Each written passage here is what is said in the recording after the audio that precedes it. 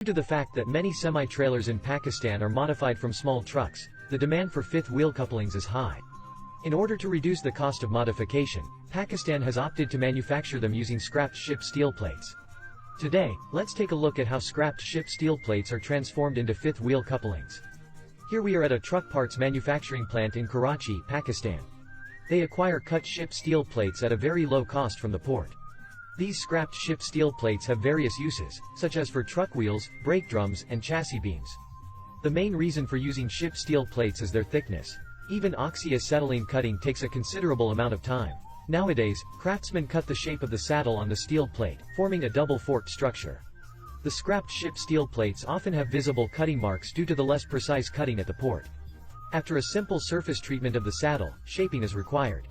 This is because, aside from the distinctive shape, the surface of the entire saddle is not smooth. Craftsmen use a hydraulic press to punch on the steel plate surface, creating grooves for effective lubrication during the towing process. The back of the saddle has 4 circular holes for mounting. Next, the saddle is placed on a large stamping machine, parallel to the positioning block next to the mold. Under strong downward pressure, the steel plate quickly enters the mold below. After completion, the formed saddle is lifted out using a pry bar.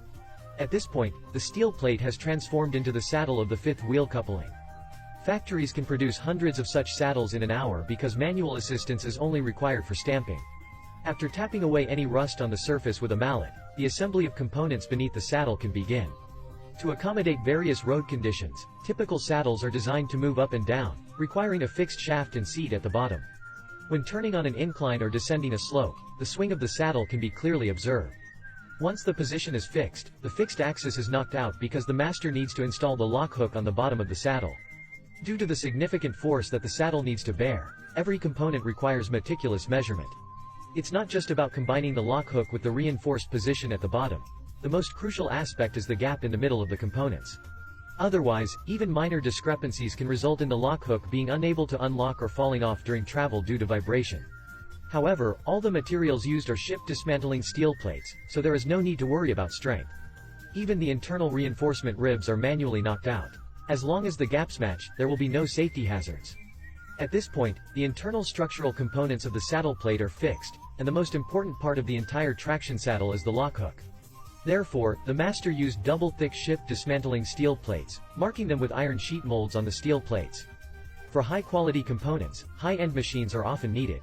In the whole of Karachi, only 2 cutting arms can be found because cutting arms are much more precise than handheld oxyacetylene. This way, raw materials can be maximally saved after cutting, and the molds do not require meticulous processing.